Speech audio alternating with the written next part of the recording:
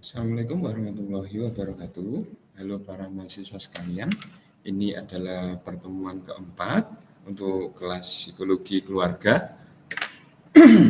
Dan di pertemuan keempat ini kita memiliki materi yaitu mengenai hubungan antar anggota keluarga.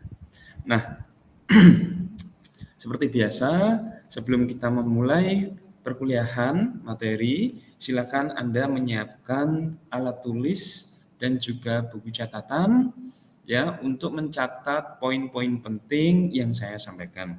Karena yang termaktub di dalam layar yang Anda lihat itu adalah poin-poinnya saja. Sedangkan detail-detail dari penjelasan poin tersebut akan saya sampaikan secara oral gitu ya, sehingga saya beri waktu Anda untuk menyiapkan alat tulis dan alat pencatatan, buku catatan terlebih dahulu.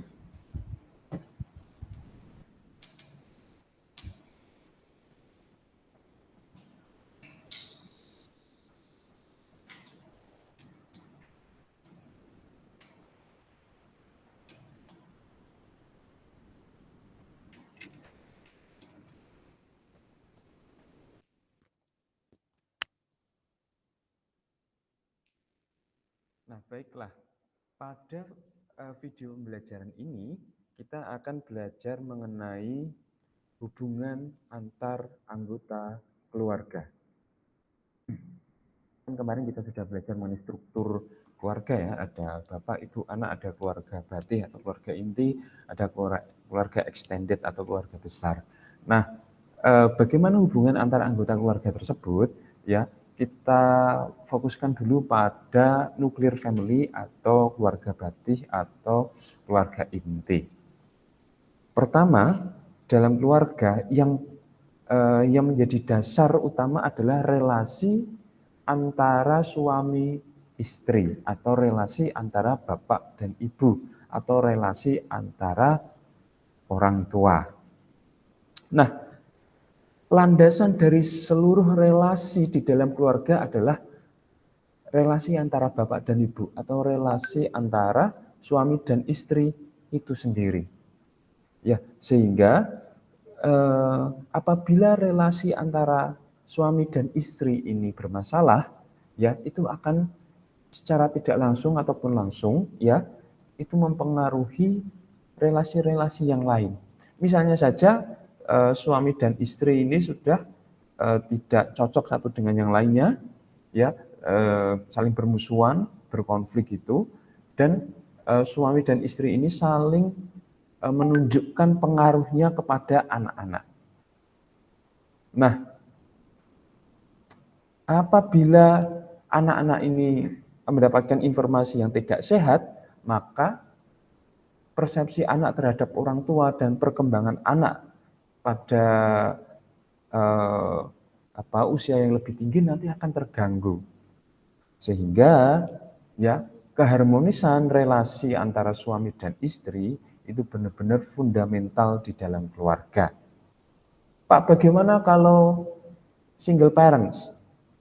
Ya, itu berarti relasi single relasinya dengan diri sendiri, ya, relasi single, relasi ya bapak sebagai single parent atau ibu sebagai single parent.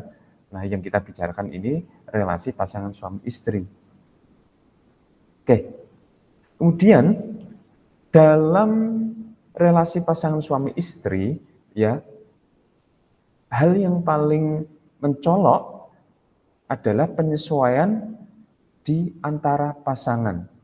Ketika dua orang itu memutuskan diri untuk menikah, mereka menjadi sepasang suami istri, maka akan terjadi penyesuaian. Sang suami menyesuaikan diri terhadap karakter istri yang tidak dirubah. Sang istri pun juga menerima dan menyesuaikan diri terhadap karakter-karakter suami yang tidak bisa diubah atau sulit diubah. Nah, sebagai catatan ya, di dalam sistem kepribadian orang itu kan ada sisi-sisi yang bisa berubah, ada sisi-sisi yang tidak bisa dirubah gitu. Nah, dalam hal penyesuaian diri antar pasangan, kita itu menyesuaikan diri terhadap sisi-sisi karakter atau sistem kepribadian pasangan kita yang tidak bisa atau sulit untuk diubah. Misalnya, ya, Anda memiliki pasangan yang wataknya itu keras. Wataknya keras, watak, karakter, itu sesuatu yang sulit untuk diubah. Ketika Anda sudah menjadi pasangannya, maka konsekuensinya adalah Anda perlu dan harus menerima karakternya yang keras itu tadi. Nah, kalau sekarang ada lagu Bojo Galak itu tadi ya. Nah, tetap cinta walaupun pasangannya itu galak.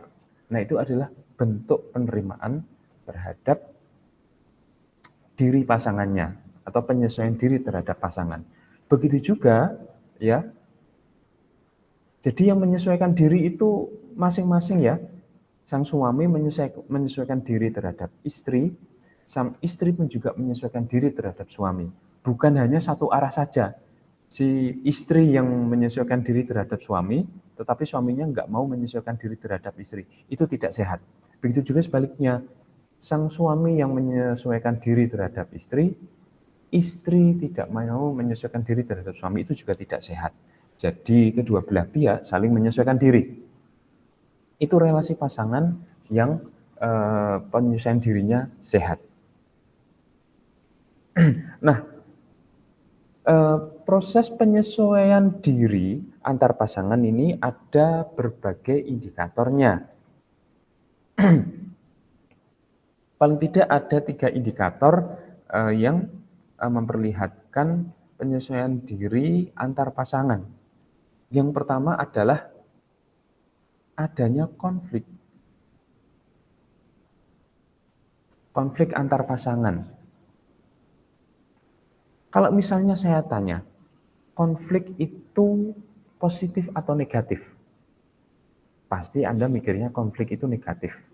Terus, menurut Anda di dalam keluarga, konflik itu perlu dihindari atau perlu diselesaikan? Pasti banyak yang milih perlu dihindari karena sifat konflik yang negatif. Nah, saya perlu memberikan satu perspektif baru bagi Anda yang masih berpikir semacam itu. Jadi konflik itu pasti akan selalu ada dalam setiap kehidupan kita. Begitu juga di dalam keluarga. Dan konflik itu akan selalu memiliki 2 sifat.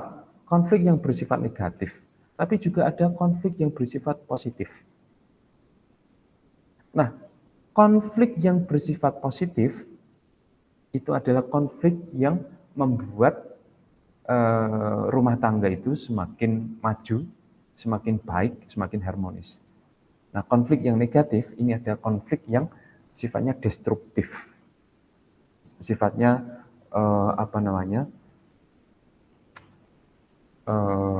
bikin rusak gitu ya, bikin hancur keluarga. Nah, konflik yang baik konflik yang positif maupun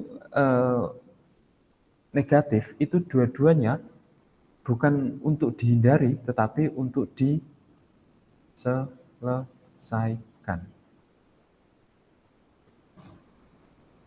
Kita tidak perlu menghindari konflik karena konflik itu pasti ada. Nah, sebagai pasangan ya di dalam keluarga, konflik itu bukan untuk dihindari tapi adanya konflik itu untuk diselesaikan. Ya, dari mulai hal-hal yang sederhana deh. Suami kalau makan itu piring dan gelasnya itu tidak pernah dicuci sendiri atau diletakkan di tempat wastafel gitu atau tempat cuci piring gitu ya. Nah, ini membuat istri jengkel. Nah, ini kalau diterus-terusin, ini nanti istrinya bikin marah. Lantas apa yang harus dilakukan? Nah, daripada itu nanti bersifat destruktif, Nah, dicari solusinya. Enaknya gimana? Nah, diomongin seperti kalau di dalam iklan itu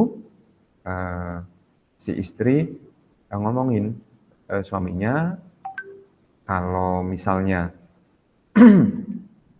habis makan gitu, tolong dibantu untuk meletakkannya di wastafel tempat cuci piring. Syukur-syukur kalau misalnya dicuci sendiri, misalnya kayak gitu ya. Jadi di situ ada kesepakatan pembagian peran. Nah, atau misalnya konflik yang gede konflik yang gede dalam rumah tangga, misalnya munculnya pihak ketiga, pria idaman lain atau wanita idaman lain. Itu apakah bersifat positif atau bersifat negatif? Yaitu bisa bersifat negatif kalau itu mengancam keharmonisan rumah tangga. Tapi itu juga bisa bersifat positif kalau antara pasangan itu berkomitmen untuk menyelesaikan konflik tersebut. Nah, kata kuncinya adalah konflik itu pasti ada, konflik itu harus diselesaikan, bukan untuk dihindari. Terus kemudian indikator yang berikutnya adalah adanya komunikasi yang baik antar pasangan.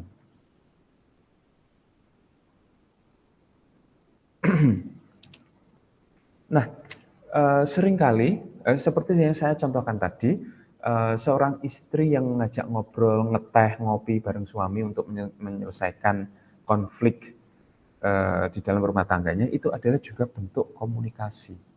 Jadi bentuk komunikasi yang positif itu adalah bentuk komunikasi yang mencari solusi. Kalau bentuk komunikasi yang negatif itu biasanya bentuk komunikasi yang saling menyalah-nyalahkan. Atau antar pasangan itu komunikasinya nggak jalan.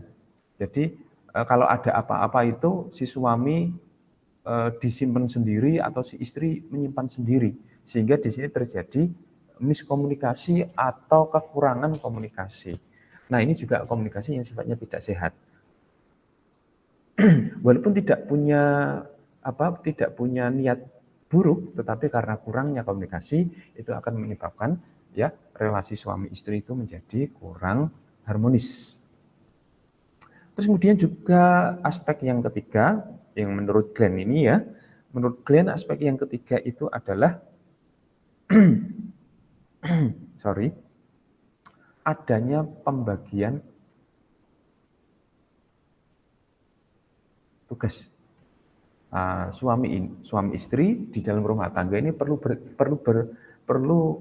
pembagian tugas yang jelas seperti saya contohkan tadi. Nah, cuci piring itu apakah tugas sendiri-sendiri, apakah tugasnya istri, apakah tugasnya suami? Nah, ini perlu diperjelas. Kalau sudah jelas pembagian tugasnya, tidak mungkin akan terjadi cekcok. Misalnya tadi, ini harus ada kesepakatan nih antara suami dan istri. Kalau makan itu piring dan segalanya diletakkan di wastafel di tempat cuci piring. Misalnya kesepakatannya semacam itu. Terus kemudian yang mencuci adalah istri misalnya. Nah, kalau sudah pembagian tugas semacam itu, ya oke, tinggal dijalanin. Tetapi kalau pembagian tugasnya adalah masing-masing suami atau istri mencuci piring sendiri-sendiri, maka ketika salah satu tidak mencuci piring, nah itu pasti salah satu yang lainnya akan ngomel-ngomel kan kira-kira gitu ya. Nah, ini harus ada pembagian tugas. Yang mandiin anak siapa, yang kalau anaknya buang air besar, ya anaknya masih kecil buang air besar itu yang nyebokin siapa, yang nyuci kendaraan siapa, ya. Terus yang ngepel itu siapa, setiap kapan saja ngepel itu harus ada kesepakatan dan pembagian tugas. Nah, ini adalah bagaimana relasi pasangan suami istri itu bisa harmonis. Ada tiga indikatornya, yaitu konflik, dan konflik itu bisa diselesaikan. Tapi kalau konfliknya nggak bisa diselesaikan, itu ujung-ujungnya negatif. 2, ada komunikasi yang sehat, dan 3, ada pembagian tugas yang disepakati dan jelas. Nah, ada pertanyaan besar. Apa yang membedakan pasangan suami istri yang harmonis, yang bahagia, dan yang tidak bahagia? Ini nanti kaitannya dengan materi pertemuan 7. Diingat-ingat ya, nanti materi pertemuan 7 itu juga ada kaitannya relasi pasangan yang harmonis atau keluarga yang sakinah mawaddah warahmah itu ya. Nah, yang membedakan pasangan yang bahagia dan tidak bahagia. Pertama adalah komunikasi. Ini saya kira umum dan sangat jelas. Kalau komunikasinya baik, komunikasinya positif, komunikasinya lancar, komunikasinya hangat, ya, satu dengan yang lainnya saling memahami gaya komunikasi, tidak cuma kode-kodean, tidak cuma SMS, WA cuma dibaca kayak gitu, atau kalau ditelepon nggak pernah diangkat, ya. Setiap pasangan biasanya memiliki karakteristik komunikasi yang unik, yang hanya dipahami oleh pasangan tersebut. Nah, dan ini belum tentu buruk, karena pemahaman komunikasi yang baik antar pasangan berbeda-beda. Yang penting antar pasangan itu saling bisa berkomunikasi dengan baik dan bisa dipahami pasangannya masing-masing. It's okay. Terus kemudian fleksibilitas. Nah, kita kan tadi sudah ngomongin pembagian peran antara suami dan istri. Nah, pembagian peran antara suami istri yang bagus itu biasanya adalah pembagian peran yang fleksibel dan tidak kaku. Ya, suatu saat kalau istrinya lagi sibuk, suaminya bantuin masak, it's okay. Atau misalnya kalau suaminya itu sedang overwhelmed atau sedang sedang banyak lemburan, ya istrinya itu memaklumi dan membantu, misalnya kayak gitu. Jadi ada fleksibilitas lah di situ. Terus kemudian kedekatan pasangan. Nah, ini menarik, kedekatan pasangan. Kedekatan pasangan itu tidak urusannya adalah kedekatan fisik.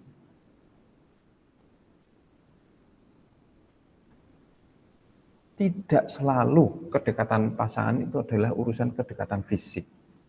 Yang penting itu secara perasaan dekat, secara hati dekat, secara pikiran dekat. Tidak harus selalu bersama 24 jam kali 7 hari selalu bersama, no way. Bullshit, itu hanya ada di lagu-lagu cinta anak muda zaman sekarang. Yang namanya kedekatan pasangan itu adalah kualitas perasaan, kualitas afeksi yang dekat satu dengan yang lain. Walaupun suaminya itu bekerja di luar kota, ya kalau ada kedekatan perasaan yang dekat antara pasangan itu, suaminya itu pasti akan menelpon atau istrinya itu akan menelpon untuk ngecek, halo papa, halo mama, gimana di rumah, atau minimal di WA lah. Halo, si kecil lagi ngapain nih? Nah itu ya kedekatan emosi, ya kedekatan afeksi, kedekatan pikiran itu menunjukkan kualitas pasangan yang bahagia atau tidak. Pak, bagaimana dengan pasangan yang itu LDR, yang suaminya itu misalnya pelaut atau angkatan laut, Pak, itu kan kalau pergi sampai berbulan-bulan, sama. Intinya adalah pada kualitas kedekatan dari pasangan itu sendiri, bukan kuantitas seberapa lama mereka itu berdekat-dekatan. Karena 24 jam kali 7 hari kalau terus-terusan berdekatan itu juga bosan. Bosan mas, bosan mbak, deket-deketan terus, delok-delokan terus. Itu hanya ada di lagu-lagu gitu ya. Kalau Anda berumah tangga pasti nggak akan begitu.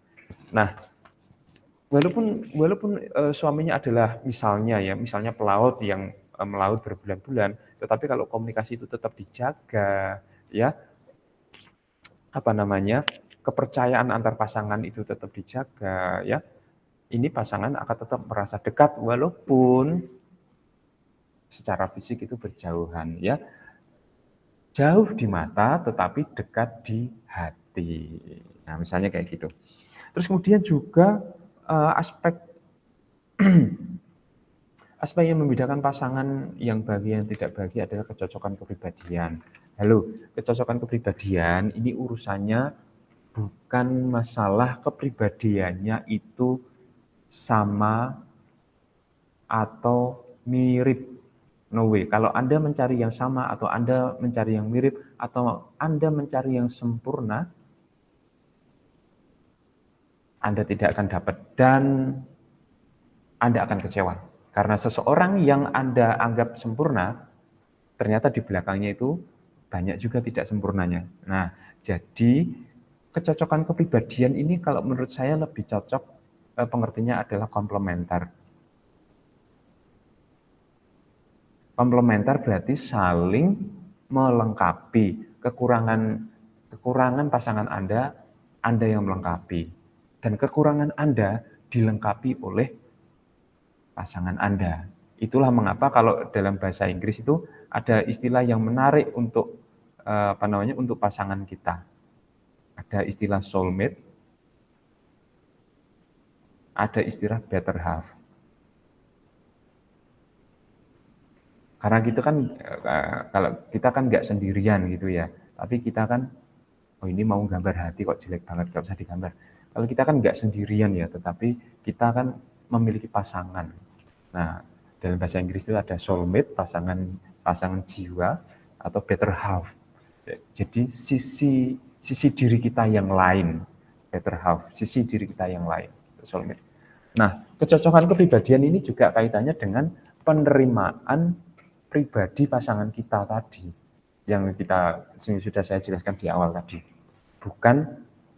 Bukan dia harus menerima kita atau sebaliknya, ya, tetapi ada saling menerima. Saya menerima Anda sebagai pasangan saya, Anda pun menerima saya sebagai pasangan Anda dengan segala kelebihan dan kekurangan. Ya kalau menerima kelebihan itu gampang. Yang susah itu kalau menerima kekurangan itu. Nah, tetapi justru kalau kita bisa menerima kekurangan, ya justru di situ adalah kunci dari pasangan bahagia. Karena kita bisa menerima kekurangan pasangan kita. Nah, kalau menerima kelebihan tunjangan, kelebihan uang, ya, kelebihan emas, kelebihan deposito, kelebihan saham itu gampang sekali. Nah, ini kaitannya dengan itu. Terus kemudian juga resolusi konflik yang seperti sudah saya jelaskan tadi. Yang namanya konflik itu pasti ada. Jadi urusannya adalah setiap pasangan itu berusaha untuk melakukan resolusi konflik atau menyelesaikan konflik. Bukan menghindari konflik, bukan bukan berupaya supaya konflik itu tidak ada, tidak. Tetapi kita semakin dewasa, pasangan itu semakin dewasa, kalau konflik yang mereka hadapi itu semakin bisa mereka selesaikan. Ya, ini kunci kedewasaan. Ini kunci kedewasaan pasangan. Anda dengan pasangan Anda akan semakin dewasa hubungannya, akan semakin harmonis hubungannya kalau konflik-konflik yang Anda hadapi itu bisa Anda selesaikan. Kuncinya ada penyelesaian konflik. Di balik penyelesaian konflik, di situ kita semakin dewasa. Kemudian juga ini khusus untuk yang sudah suami istri. Anda juga suatu saat akan menjadi pasangan suami istri, atau mungkin di antara Anda sudah ada yang menikah sekarang. Relasi seksual itu adalah kunci dari keharmonisan rumah tangga. Dan relasi seksual itu kaitannya juga dengan emosi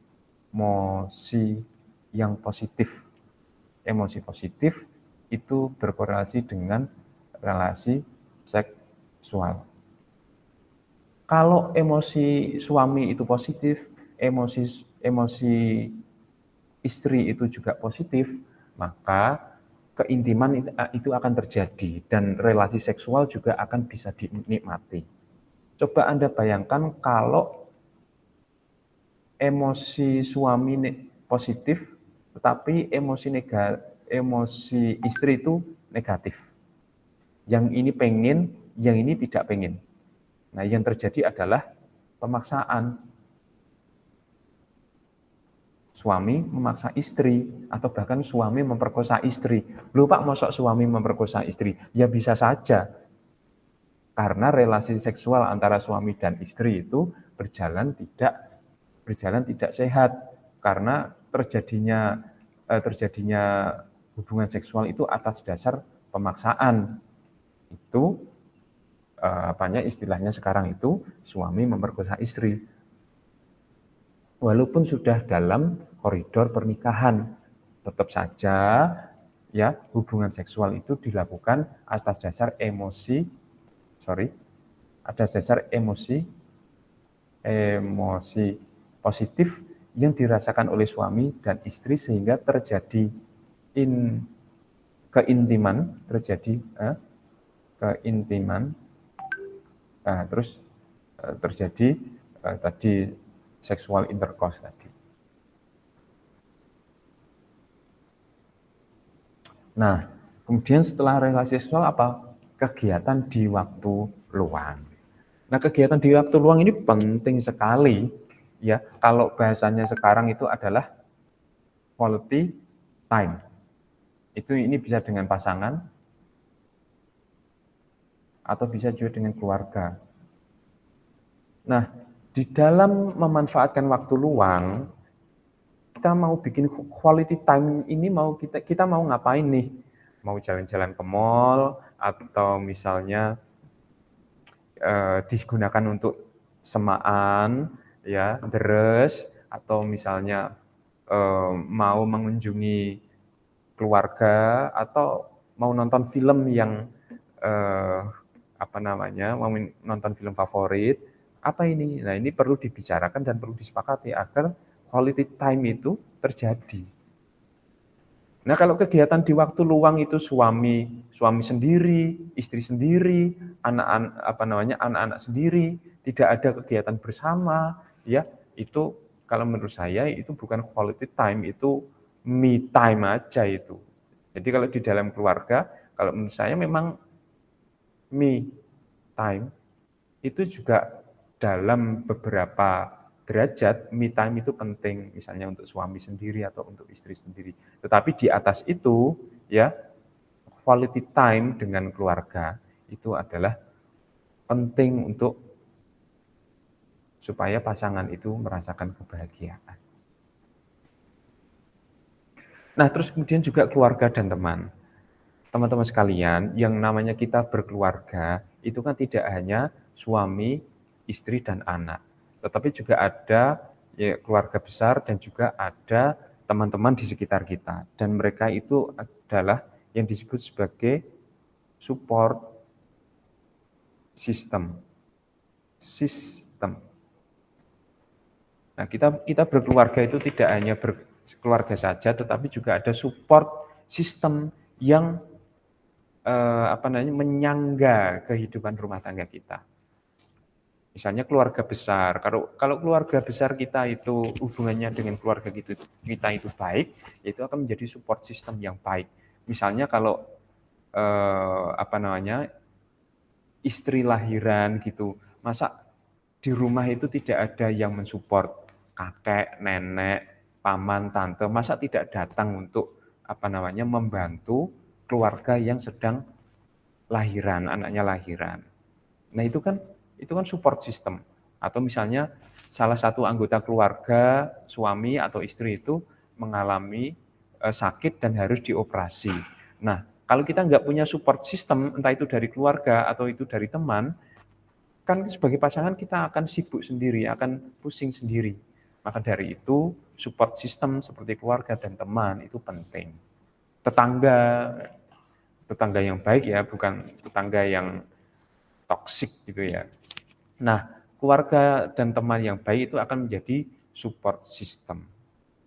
Nah, support system lawannya kan toxic system.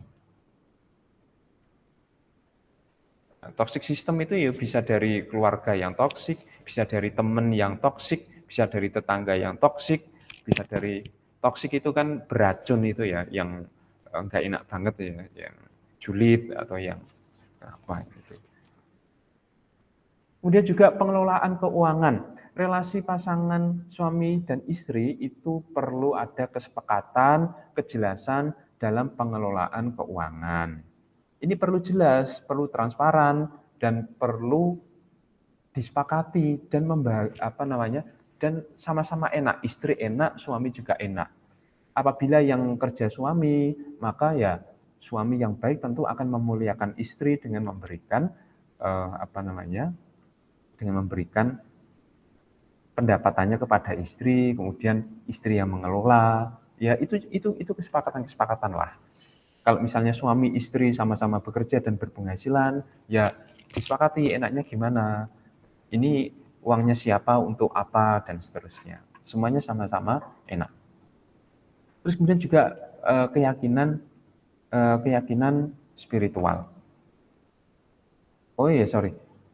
Yang pengelolaan keuangan ini juga bisa semua aspek ini di satu sisi dia bisa menyebabkan kehancuran atau ketidakbahagiaan, tetapi di sisi lain dia juga bisa menyebabkan kebahagiaan.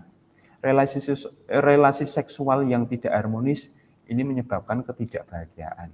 Kegiatan di waktu luang yang nggak pernah quality time itu juga menyebabkan ketidakbahagiaan. Keluarga dan teman yang toksik itu juga menyebabkan ketidakbahagiaan.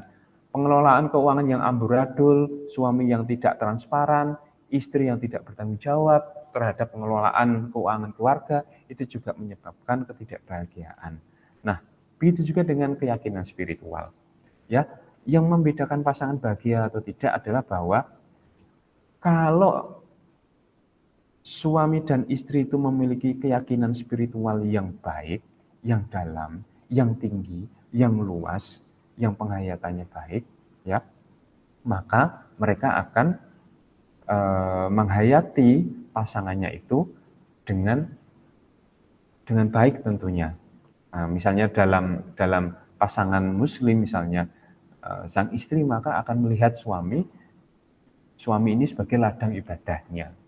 Begitu juga suami akan melihat istri ini sebagai sosok yang harus dipertanggungjawabkan di akhirat nanti, sehingga harus diperlakukan dengan baik, harus dibimbing dengan baik. Itu adalah keyakinan spiritual yang turut mendukung kebahagiaan suami istri. Loh Pak, bagaimana? Apakah ada keyakinan spiritual yang merusak? Kalau keyakinan spiritualnya keliru atau misalnya tidak memiliki landasan spiritual yang kuat, itu nanti akan menyebabkan sikap ataupun pemikiran yang keliru terhadap pasangan. Misalnya saja seperti kemarin itu di podcast siapa itu. Kalau misalnya karena suami itu kepala keluarga, maka dia seakan-akan memiliki di dalam Islam ya, suami itu kepala keluarga, maka dia itu seakan-akan memiliki otoritas yang lebih tinggi dibanding istri, sehingga istrinya itu wajib mematuhi seluruh perintahnya, sehingga suaminya ini jadi otoriter. Nah, keyakinan yang semacam itu yang ada di dalam ajaran agama, tetapi dipelintir sedemikian rupa untuk kepentingan suami, itu akan menyebabkan dasar spiritual yang salah dalam relasi suami istri, dan itu membuat ketidakbahagiaan tentunya. Nah, misalnya semacam itu relasi pasangan suami istri. Kita menuju ke relasi yang berikutnya, yaitu relasi orang tua dan anak. Di dalam keluarga, ketika baru menikah tentu yang ada adalah suami istri, dan itu adalah saat-saat yang penting untuk mengeflorkan, untuk mendirikan fundamen keluarga yang diharapkan, yaitu relasi suami istri yang sehat, yang kuat, yang harmonis, yang sakinah mawaddah warahmah. Nah, ketika berjalannya waktu, keluarga ini terus kemudian dikaruniai anak, maka relasi di dalam keluarga ini juga berkembang.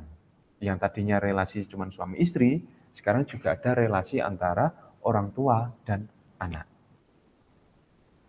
Nah, apa hubungan antara orang tua dan anak, relasi antara orang tua dan anak yang perlu kita perhatikan? Pertama adalah hubungan orang tua anak yang baik itu akan berpengaruh positif. Berpengaruh positif terhadap perkembangan anak. Begitu juga sebaliknya, hubungan yang tidak baik, tidak sehat antara orang tua dan anak itu akan menyusahkan perkembangan anak di kemudian hari. Nah, ini ilmu dasarnya ya, nanti implikasinya luas sekali. Nah, akan saya jelaskan berikutnya. Oke, salah satu bahasan dalam relasi antara orang tua dan anak, fundament yang penting adalah attachment theory atau teori kelekatan. Apa itu teori kelekatan? Sorry. Teori kelekatan itu pada intinya adalah pada masa awal kehidupannya, anak itu mengembangkan hubungan emosi yang mendalam dengan orang tuanya atau dengan orang dewasa yang secara teratur merawat dia. Karena anak kan ketika masih kecil, batita gitu, belum bisa merawat diri sendiri, dia sangat tergantung kepada orang yang merawatnya, sehingga di situ ada kelekatan. Indikator sederhana dari kelekatan itu apa? Yaitu ketika anak itu merasa nyaman berada di pelukan atau di gendongan orang tersebut. Kalau anak itu merasa tidak nyaman digendong, maka tidak ada kelekatan di situ, tidak ada attachment di situ. Anda kalau gendong anak kecil yang Anda baru kenal, kemungkinan besar anak kecil itu akan menangis karena belum ada attachment di situ. Anak kecil di sini yang saya maksud bayi ya. Tapi kalau misalnya bayi itu sudah sudah mengenali sosok yang menggendongnya, maka dia akan merasa nyaman. Bahkan kalau tidak digendong, dia akan menangis. Kalau tidak disusui, tidak diberi susu, dia akan menangis. Dia akan merasa tidak nyaman kalau tidak ada orang tersebut di dekatnya. Itu adalah attachment atau kelekatan. Nah, kelekatan ini akan menjadi fundament dasar hubungan antara orang tua dan anak. Maka dari itu, sebisa mungkin orang tua itu ketika memiliki anak kecil, itu dirawat sendiri. Baik ibu maupun bapak, itu dirawat sendiri. Supaya apa? Supaya ada bonding, supaya ada attachment dari anak kepada ayah dan ibunya. Supaya attachment-nya itu bagus, supaya kelekatannya itu bagus. Nah, beda kasus kalau misalnya sedari kecil, sedari lahir anak itu diasuh oleh nenek atau diasuh oleh kakek. Maka kelekatannya akan lebih kepada nenek yang mengasuhnya atau kakek yang mengasuhnya atau babysitter atau rewang atau tetangga atau siapapun yang saat itu menjadi pengasuhnya. Ini attachment teorinya. Nah, kalau ini dibiarkan, maka itu akan menjadikan relasi antara anak dan orang tua itu tidak dekat, menjadi jauh, tidak intim. Anak dan orang tua seakan-akan menjadi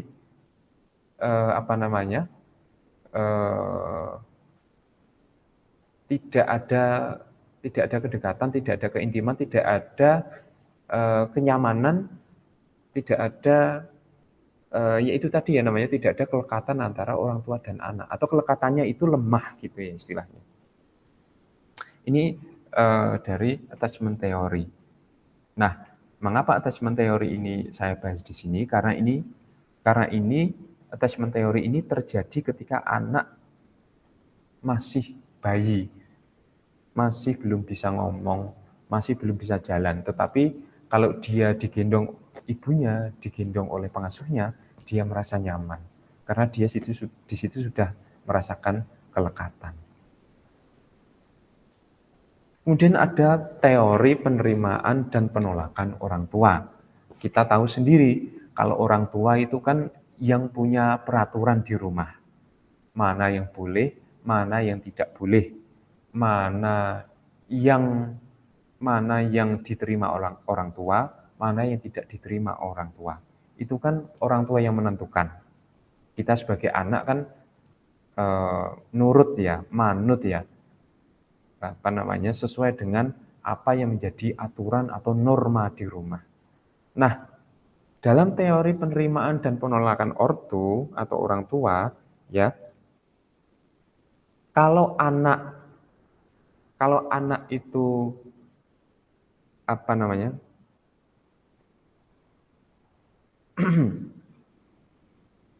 kalau anak itu bisa menyesuaikan diri dengan hal-hal yang diterima oleh orang tua, hal-hal yang diinginkan atau hal-hal yang diizinkan oleh orang tua, ya, maka hubungan antara anak dan orang tua itu menjadi baik.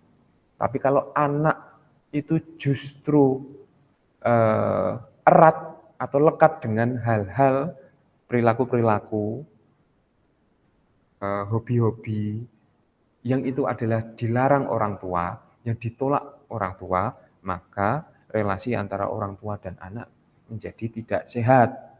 Kenapa? Karena anak itu melakukan yang tidak dibolehkan oleh orang tua. Nah, kalau orang tua kan pengennya kan setiap anak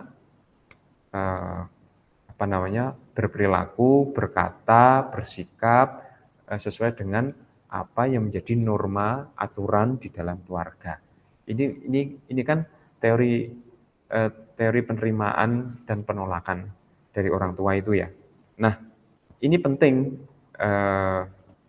penting untuk relasi antara orang tua dan anak supaya relasi orang tua dan anak itu baik, maka anak itu perlu dididik untuk menerima apa yang baik, menolak apa yang buruk, gitu ya. Kan orang tua kan pasti akan mendidik, mengasuh anaknya untuk melakukan hal-hal yang baik dan menghindari hal-hal yang buruk, yang halal apa, yang haram apa, kira-kira kan kayak gitu. Nah, ini adalah teori penerimaan dan penolakan orang tua. Ini adalah relasi orang tua dan anak. Kemudian, ya, relasi antara orang tua dan anak itu ada dua arah, yaitu relasi yang unidirection, yaitu relasi yang arahnya itu dari orang tua ke anak. Ini yang satu arah. Unidirection itu dari parents kepada children. Ini satu arah. Relasinya adalah dari orang tua ke anak. Orang tua memberikan order, anak menerima order, atau orang tua memberikan perintah, orang tua mengasuh, anak adalah yang diasuh. Tetapi juga ada teori yang mengatakan kalau ya sebenarnya relationship itu dua arah, walaupun antara anak dan orang tua. Nah, anak itu juga menentukan bagaimana orang tua bersikap. Orang tua itu juga menjadi pelajaran bagi anak bagaimana mereka harus bersikap. Misalnya kayak gitu. Nah, kemudian juga ada prinsip pokok relasi orang tua dan anak. Nah, prinsip pokok relasi orang tua dan anak itu setidaknya ada 5 poin lah. Poin yang pertama dalam prinsip pokok relasi orang tua dan anak agar berjalan dengan baik, bahwa pasti antara orang tua dan anak itu banyak-banyak untuk melakukan interaksi. Di dalam interaksi itu ya ada komunikasi, ada kedekatan, ada quality time, melakukan sesuatu bersama, ada interaksi di situ. Ada aksi, ada reaksi, ada interaksi. Orang tua dan anak itu berinteraksi. Tidak hanya orang tua itu sibuk kerja sendiri atau sibuk mainan HP sendiri, tetapi orang tua itu meluangkan waktu untuk dapat berinteraksi, mengasah, asuh anaknya. Kemudian juga ada kontribusi mutual.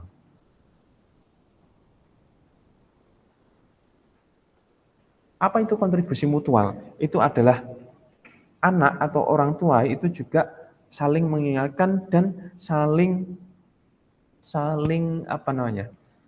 mengingatkan, saling menjaga, ya, dan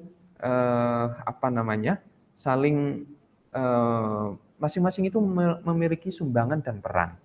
Ya tidak selalu orang tua menjadi orang tua, tetapi orang tua juga bisa menjadi teman bagi anaknya. Ya, bisa menjadi sahabat bagi anaknya. Misalnya kayak gitu. Nah, begitu juga anak. Anak di sini juga memiliki arti dan peran bagi orang tuanya. Ketika anak itu sudah mulai protes, contohnya ya, anak itu sudah mulai protes, bapak kok lembur-lembur terus, ibu kok belanja-belanja terus. Nah, itu juga adalah peran anak yang walaupun mungkin innocent atau lucu atau doesn't make sense, tetapi ketika anak itu sudah kayak gitu, berarti itu menjadi alarming atau menjadi alarm bagi kita orang tua. Misalnya gitu. Oh ya, masih ada lagi, saya lupa. Kemudian selain kontribusi mutual itu juga ada keunikan. Sama seperti relasi antara suami dan istri, relasi orang tua dan anak itu sifatnya unik. Relasi Anda dengan orang tua Anda itu beda dengan relasi teman Anda dengan orang tua mereka. Tentu berbeda. Ada keunikan di situ. Yang penting di situ orang tua dan anak saling berinteraksi. Terus kemudian juga ada pengharapan masa lalu. Nah, kalau pengharapan masa lalu. Di sini pengharapan masa lalu artinya adalah kalau orang tua dan anak itu sudah saling mengenal karena setiap hari ketemu, setiap hari berinteraksi selama bertahun-tahun, tentu orang tua dan anak akan saling mengenal dengan baik. Karena saling mengenal dengan baik, anak pasti tahu apa yang membuat orang tuanya marah, apa yang membuat orang tuanya senang. Begitu juga orang tua pasti tahu kapasitas anaknya, karakteristik anaknya, apa yang disukai anaknya, apa yang tidak disukai anaknya.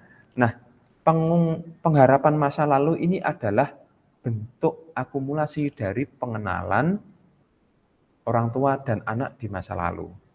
Pengenalan yang mendalam ini akan pada waktunya nanti membuat orang tua mengenal anaknya dengan baik, begitu juga anaknya mengenal orang tuanya dengan baik. Kemudian juga ada prinsip, di sini aja, antisipasi masa depan.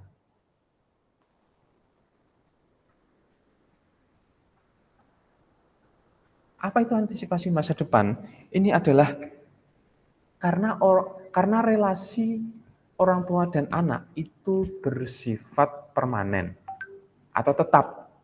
Tidak ada kok mantan bapak, tidak ada mantan ibu, atau tidak ada mantan anak gitu ya. Tidak ada mantan anak. Tidak ada anak dipecat gitu, tidak ada ceritanya. Anak ya selamanya anak, walaupun dia sudah punya cucu, tapi kalau orang tuanya masih hidup, ya dia tetap anak bagi orang tuanya. Nah, maka antisipasi masa depan ini adalah harapan-harapan apa dari ortu ke anak, juga harapan-harapan apa dari anak kepada orang tua. Muga-muga sesuk nek gede kowe iso dadi YouTuber, iso dadi kaya Atta Halilintar, misalnya kayak gitu. Ya tapi itu guyon ya. Atau misalnya anaknya pun juga memiliki harapan ke orang tua. Bapak nanti kalau Bapak sudah punya uang, nanti Mas sama adik-adik diajak jalan-jalan ya ke sini ke situ, beli ini ya, beli ini itu. Itu juga adalah antisipasi masa depan. Antisipasi masa depan ini juga berarti orang tua menginvestasikan sedemikian rupa, entah itu uangnya, entah itu apanya, untuk pendidikan anak-anaknya, untuk kesehatan anak-anaknya. Itu juga adalah antisipasi masa depan. Jadi orang tua memilihkan sekolah untuk anaknya pasti memilihkan sekolah yang baik, yang bagus, yang selain itu juga yang bisa dijangkau oleh orang tuanya. Kan kayak gitu, itu adalah antisipasi masa depan. Ini adalah prinsip pokok relasi anak orang tua. Interaksi, kontribusi mutual, keunikan, pengharapan masa lalu, antisipasi masa depan. Kemudian juga selain itu ada indikator hubungan orang tua dan anak. Apa saja indikator kualitas hubungan orang tua dan anak? Setidaknya, oke, saya hapus dulu. Setidaknya, ya, indikator kualitas hubungan orang tua dan anak itu dilihat dari adanya kehangatan, kemudian rasa aman, terus kemudian trust atau kepercayaan, kemudian juga ada afeksi positif atau perasaan positif, terus kemudian juga ada ketanggapan atau responsiveness.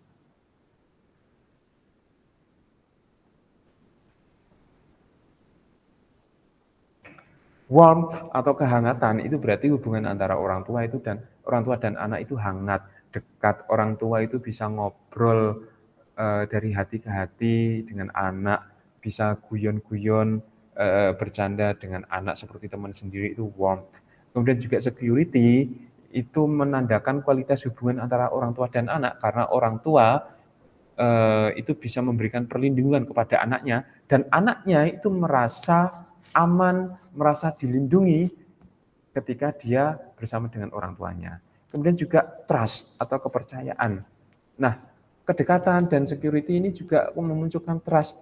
Orang tua itu percaya kalau anaknya itu tidak akan melakukan hal-hal yang dilarang oleh orang tuanya. Begitu juga anak itu muncul trust kepada orang tua karena orang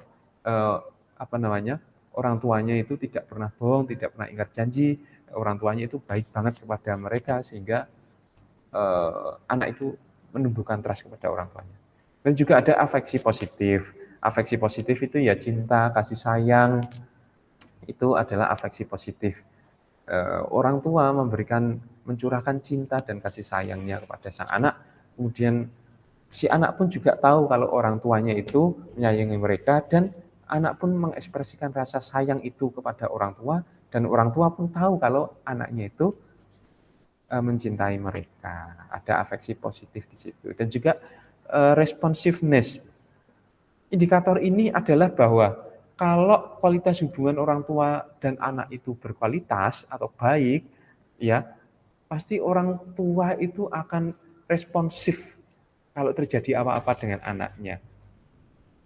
Misalnya dikabari, "Pak, ini si kakak badannya panas, segera pulang ya." Nah, itu ya Bapak akan mengusahakan sedemikian rupa supaya dia bisa segera pulang melihat kondisi anaknya. Nah, terus kemudian dibawa ke rumah sakit atau dibawa ke dokter untuk mendapatkan pengobatan. Nah, kalau tidak responsif ya itu menunjukkan hubungan yang tidak berkualitas. Kalau anaknya itu kalau anaknya misalnya kalau anaknya itu melakukan pelanggaran misalnya, ya bapak ibunya, orang tuanya itu responsif untuk menegur, melarang, dan juga memberikan punishment yang sesuai dengan kadar pelanggaran yang dilakukan atau sesuai dengan kesepakatan yang sebelumnya sudah ada. Itu adalah bentuk dari responsiveness. Nah, warmth, security, trust, faksi yang positif maupun ketanggapan, responsiveness itu mengindikasi relasi orang tua dan anak yang berkualitas atau sehat atau harmonis gitu ya. Nah, kalau kemudian dalam keluarga itu anaknya bertambah dari satu, kemudian lahirlah adiknya lagi, dan seterusnya, maka relasi yang terjadi tidak hanya relasi orang tua dan anak, tetapi juga relasi antar saudara, kakak dan adik, atau sibling. Jadilah bentuk relasi ketiga dalam keluarga, yaitu relasi antar saudara. Nah, pola hubungan antar saudara ini dapat bertahan hingga dewasa.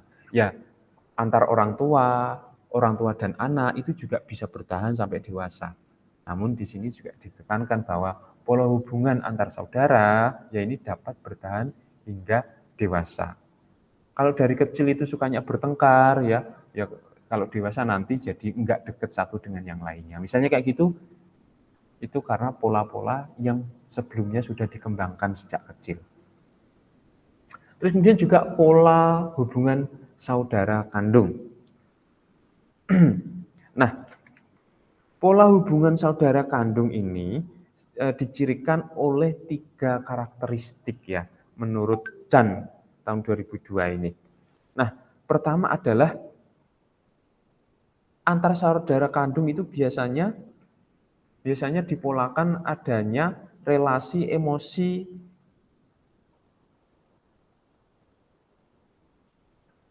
yang kuat, ekspresif, dan dan terbuka. Nah, ekspresif yang terbuka ya sama ya. Ada relasi emosi yang kuat, ekspresif dan terbuka. Nah, misalnya Anda dengan saudara kandung Anda atau dengan saudara Anda itu kan tentu merasa ada emosi, ada kedekatan dan juga ada ekspresi emosi yang di situ terbuka. Kalau kita mau marah ya kita mengekspresikan kemarahan kita kepada saudara kita atau kita mengekspresikan kejengkelan kita, kesedihan kita kepada saudara kita.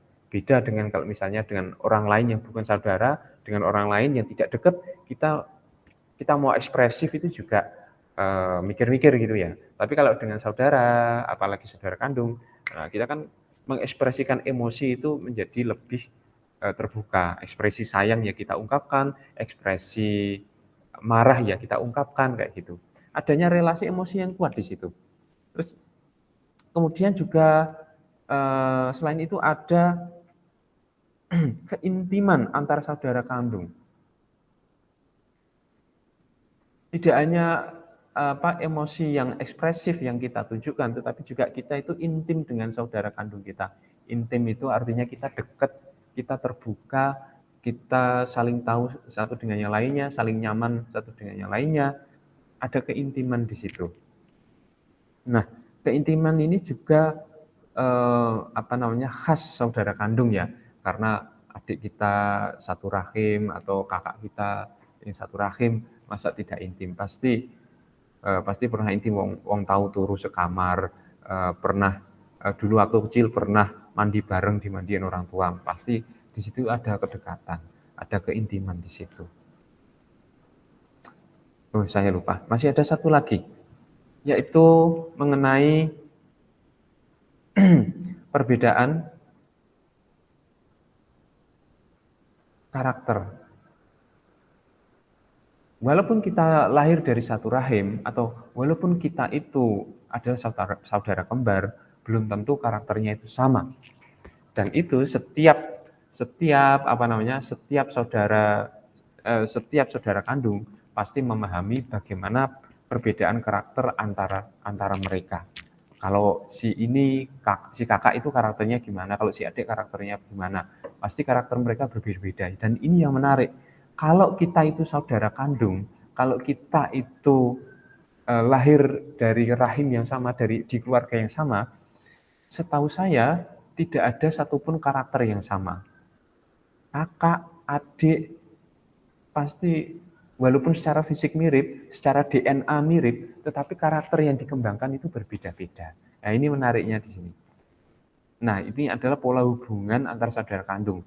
Biasanya kalau saudara kandung itu ya ada relasi emosi yang kuat, ya, terus kemudian ada keintiman di situ dan juga ada perbedaan atau keragaman karakter.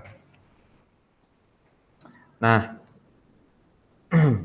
terus kemudian selain itu, yang penting dalam relasi antar saudara adalah adanya yang disebut sebagai sibling rivalry.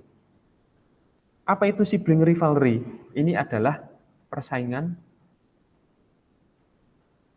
yang dirasakan antar saudara kandung.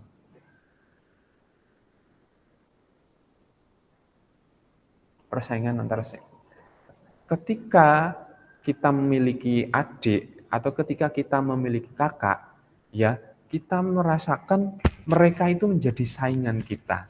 Saingan dalam hal apa? Saingan dalam hal mendapatkan perhatian orang tua. Saingan dalam hal mendapatkan jatah uang sangu bulanan. Saingan dalam hobi. Saingan dalam berbagai hal. Nah, ketika kita merasakan adanya persaingan dengan saudara kita, yaitu adalah yang disebut sebagai sibling rivalry. Ini urusannya dengan saudara kandung ya, itu sibling rivalry. Nah, loh, Pak, apakah sibling rivalry itu sesuatu yang berbahaya? Tidak, belum tentu. Belum tentu ya. Bahwasanya sibling rivalry ini sesuatu yang banyak terjadi, iya. Tetapi apakah sibling rivalry ini sesuatu yang berbahaya atau sesuatu yang sifatnya destruktif? Belum tentu. Karena ada juga sisi-sisi positif dari sibling rivalry. Ketika kita berkompetisi dengan saudara kita, maka selain hal negatif, ada hal-hal positifnya juga, gitu loh. Nah, menurut Thalmann dan Xiao tahun 2003, ya, sibling rivalry ini tidak hanya berkonotasi negatif. Memang dia kadang-kadang menyebabkan konflik, dia menyebabkan pertengkaran antar saudara, menyebabkan adiknya nangis, menyebabkan kakaknya marah, menyebabkan bapak ibu marah-marah karena antara kakak dan adik saling bertengkar terus.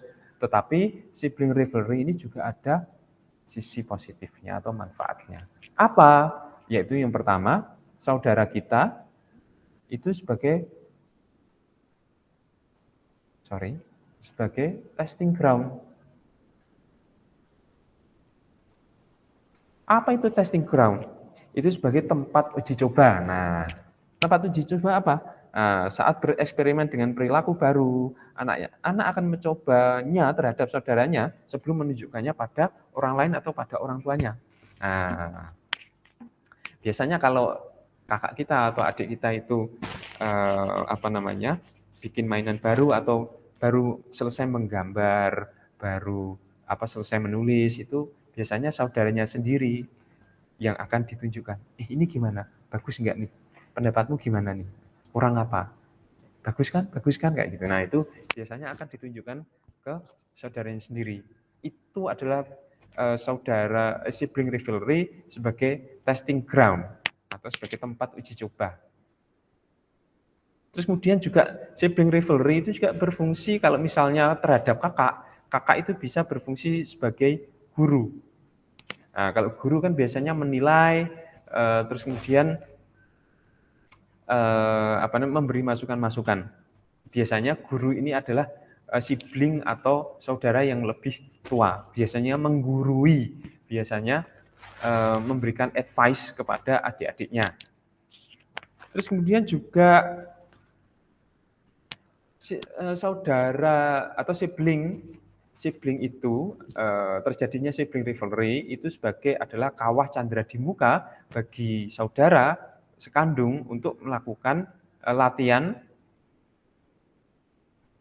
negosiasi. Nah, ternyata latihan negosiasi itu sudah dilakukan sejak di rumah, sejak kita bernegosiasi dengan saudara kita sendiri. Misalnya ketika orang tua itu ngasih tugas kepada kita untuk nyapu, kakak dan adik tolong ibu dibantu nyapu. Nah, kakak dan adik dimintai tolong oleh ibu untuk nyapu. Maka apa yang bisa dilakukan? Misalnya kakak dan adik saling bernegosiasi sendiri. Ini ini aku mau nyapu yang bagian depan ya, kamu yang bagian bawah. Nah, misalnya adiknya menawar, nggak mau aku yang depan, kamu aja yang belakang, misalnya kayak gitu, dan seterusnya. Itu adalah bentuk dari negosiasi. Terus kemudian juga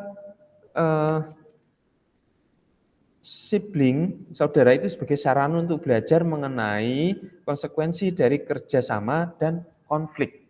Nah, melatih kerjasama atau menghindari konflik.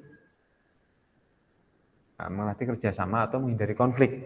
Nah, kalau kita berteman, kan kita main rumah-rumahan atau kita main dokter-dokteran, ya kita kan di situ bekerja sama, kita melakukan role play, ya main perang-perangan, itu kan kita latihan bekerja sama, tapi juga sekaligus latihan bagaimana untuk mengatasi konflik. Nah, kalau latihan perang-perangan ada yang jadi pak polisi, ada yang jadi penjahat, nah itu kan kita bermain peran dan juga kita belajar bagaimana menyelesaikan konflik di situ. Masih ada yang lupa, sorry. Dan juga ada sarana, ya sibling rivalry itu sarana sebagai sarana pelindung bagi saudaranya. Pelindung saudara, siapa yang menjadi pelindungnya? Ini biasanya adalah saudara yang lebih tua, kakak, mas, mbak, itu biasanya akan menjadi pelindung bagi adiknya ketika adiknya ini misalnya jatuh, misalnya dinakalin oleh anaknya tetangga dan semacamnya, itu akan menjadi pelindung. Terus kemudian saudara ini juga bisa menjadi penerjemah dari apa yang dimaksud orang tua dan teman sebaya. Nah, ini lagi-lagi biasanya ini adalah peran dari kakaknya. Tadi Bapak Ibu itu maksudnya begini loh. Oh, si itu tuh maksudnya begini loh, bukan begitu loh. Nah, misalnya kayak gitu. Itu adalah peran penerjemah dari salah satu dari kakak kepada adiknya, misalnya kayak gitu. Terus kemudian juga rivalry ini juga bisa sibling rivalry ini sebagai manfaatnya sebagai pembuka jalan ide baru, ya, pembuka jalan atau untuk mencari ide baru